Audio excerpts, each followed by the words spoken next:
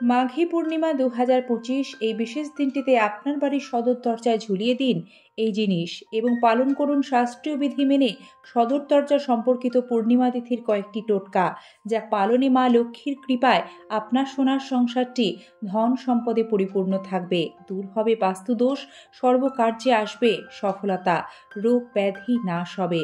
সম্মানীয় দর্শক শ্রোতা বন্ধু, হিন্দু শাস্ত্রে মাঘ পূর্ণিমা তিথির আলাদাই মাহাত্ম্য রয়েছে। মূল পর্বে প্রবেশের আগে আমাদের জানতে হবে মাঘী পূর্ণিমার সময়সূচি, যা আপনারা স্ক্রিনে এই মুহূর্তে দেখতে পাচ্ছেন।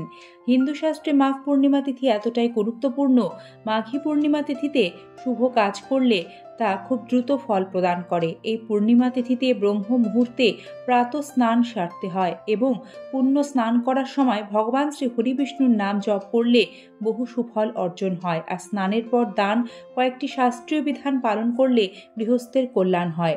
পূর্ণিমা তিথিতে গৃহে গৃহে শ্রী সত্যনারায়ণ ও মা লক্ষ্মীর পুজো করা হয়ে থাকে। তবে আপনি যদি এই পূর্ণিমা তিথিতে পুজো নাও করতে পারেন, তবুও আমাদের আজকের পর্বের টোটকা সঠিকভাবে পালনে নিশ্চয়ই উপকৃত হবেন। ২০২৫ সালে মাঘী পূর্ণিমা অতি গুরুত্বপূর্ণ দিন। ১৪৪ বছর পর মহাকুম্ভের পুণ্যতিথির মাঝে পড়ছে মাঘ পূর্ণিমা। এই মাঘী পূর্ণিমায় স্নান দানের মাহাত্ম্য রয়েছে। অনেকেই এই বিশেষ পূর্ণিমায় শুভ কাজ করে থাকেন। অনেকের বাড়িতেই এই সময় সত্যনারায়ণের পুজো হয়, মা লক্ষ্মীর আরাধনা করা হয়। মহাকুম্ভে পুণ্য স্নানের অন্যতম দিন এই মাঘী পূর্ণিমা। মাঘ মাসের পূর্ণিমাকেই মাঘী পূর্ণিমা বলা হয়। সুখ, শান্তি, আর্থিক সচ্ছলতার জন্য আমরা অনেক কাঠখড় পোড়াই। বাড়ির সদর দরজার সামনে এই মাঘী পূর্ণিমার দিন কয়েকটি নিয়ম মেনে দেখতেই পারেন, জীবনে অতি দ্রুত সুফল পাবেন। আমরা আমাদের জীবনের সমস্যা কাটিয়ে উঠতে নানা প্রকার প্রক্রিয়া বিশেষ তিথিগুলিতে অবলম্বন করি। আর শাস্ত্রমতে মাঘী পূর্ণিমার দিনটি এতটাই শুভ, এই দিনে সঠিক নিয়মে পালন করা টোটকা খুবই দ্রুত ফল প্রদান করে। কিছু প্রক্রিয়ার ফল খুব দ্রুত পাওয়া যায়, আর কিছু প্রক্রিয়ার ফল হয় ধীরে ধীরে।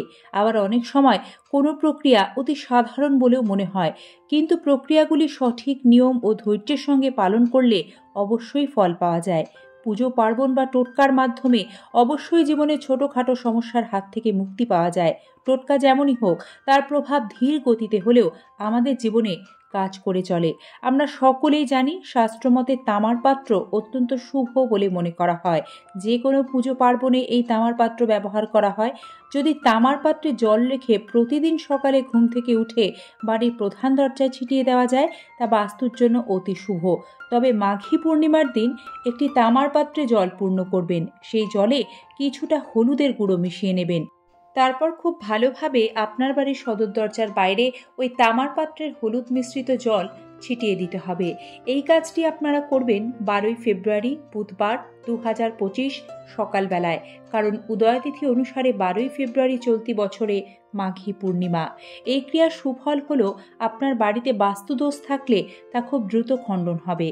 জন্মছকে বৃহস্পতি গ্রহ দুর্বল অবস্থায় থাকলে সেটি উন্নত হবে। এই নিয়ম করলে বাড়িতে আর্থিক সমস্যা থাকলে তা দূর হয়, আর্থিক উন্নতি হয় চোখে পড়ার মতো, সন্তানদের লেখাপড়ায় উন্নতি হয়। মাঘী পূর্ণিমা তিথিতে সদর দরজা সম্পর্কিত দ্বিতীয় যে ক্রিয়াটি করবেন তা হলো এইরূপ। মাঘী পূর্ণিমা চলতি বছরে ১২ই ফেব্রুয়ারি, কিন্তু পূর্ণিমা তিথি লেগে যাচ্ছে ১১ই ফেব্রুয়ারি সন্ধ্যার পর থেকেই। তাই আপনারা ১১ই ফেব্রুয়ারি বিজোড় সংখ্যায় কয়েকটি হলুদ রঙের কড়ি বাজার থেকে কিনে আনবেন। কড়িগুলিকে বাড়িতে এনে গঙ্গা জলে ধুয়ে পরিষ্কার করে নেবেন। তারপর আপনাদের বাড়ির ঠাকুর ঘরে কোনো একটি পাথরের পাত্র নেবেন। ওই পাথরের পাত্রে বিজোড় সংখ্যায় যে কড়িগুলি এনেছেন সেগুলিকে রেখে খানিকটা কাঁচা দুধ ঢেলে দেবেন। কাঁচা দুধের পরিমাণ এইভাবে ঢালবেন যেন সব কড়িগুলি দুধে ভিজে থাকে সম্পূর্ণরূপে। এক্ষেত্রে ছোট্ট করে জানিয়ে দিই, যারা একান্তই হলুদ কড়ি কিনতে পারছেন না বা জোগাড় করতে পারবেন না, তারা সাদা কড়ি কিনে এনেও কাঁচা দুধে ডুবিয়ে তাতে খানিকটা কাঁচা হলুদ মিশিয়েও এই টোটকাটি করতে পারেন।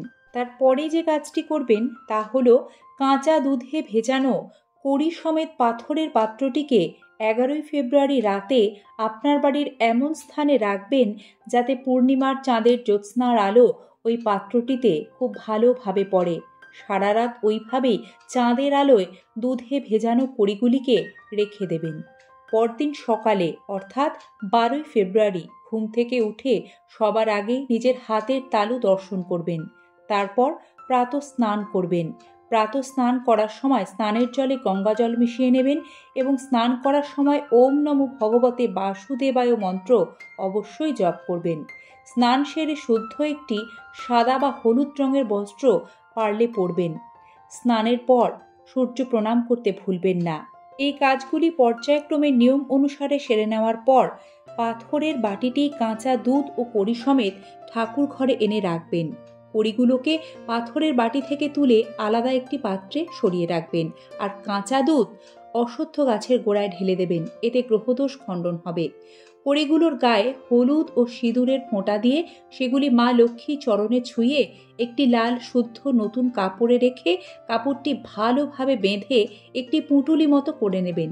এবারে ওই কড়ি সমেত পুঁটুলিটি আপনার বাড়ির সদর দরজায় ভগবান শ্রী নারায়ণ ও মা লক্ষ্মীকে স্মরণ করতে করতে বেঁধে দেবেন। পুঁটুলিটি সদর দরজার ওপর বাঁধা বা ঝোলানো হয়ে গেলে একটি পাত্রে কিছুটা হলুদ, সিঁদুর ও ঘি একসাথে মিশিয়ে একটি ঘন মিশ্রণ তৈরি করবেন। মাঘী পূর্ণিমার দিন সকালে বাড়ির সদর দরজার ওপরে ওই মিশ্রণ দিয়ে একটি স্বস্তিক চিহ্ন আঁকবেন। এর ফলে মা লক্ষ্মী ও ভগবান নারায়ণ অতি প্রসন্ন হন। আপনার ঘরে শুভ শক্তির আগমন ঘটবে। মাঘী পূর্ণিমার দিন বাড়ির সদর দরজায় তাজা গাঁদা ফুল ও আম পাতার তোরণ লাগাতে পারেন। এটিকে শুভ বলে মনে করা হয়। মাঘী পূর্ণিমার দিন সদর দরজার সামনে ভুলেও চটি জুতো ছড়িয়ে ছিটিয়ে রাখবেন না। এই দিন সদর দরজার বাইরে মা লক্ষ্মীর পদচিহ্ন অঙ্কন করা খুবই শুভ ফল প্রদান করে। মাঘী পূর্ণিমা তিথিতে সন্ধেবেলায় আপনার বাড়ির সদর দরজার বাইরে ঘি দিয়ে দুটো মাটির প্রদীপ প্রজ্বলন করবেন। মাঘী পূর্ণিমার দিন আপনার বাড়ির সদর দরজার বাইরে ভুলেও কোনো রকম কাঁটা জাতীয় গাছ, পাথর ও ডাস্টবিন রাখবেন না। তাই মাঘী পূর্ণিমার পুণ্যতিথিতে আপনার বাড়ির সদর দরজার বাইরে নোংরা তো রাখবেনই না, পাশাপাশি চটি জুতো সেল বা র্যাক থাকলে সেটিও ঢেকে রাখবেন।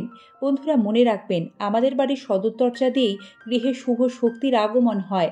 তাই বিশেষ তিথিগুলিতে বাস্তুশাস্ত্রের নিয়ম মেনে সদর দরজা সম্পর্কিত এই টোটকা পালন করলে নিশ্চিত রূপে জীবনে সুখ সৌভাগ্য আসে।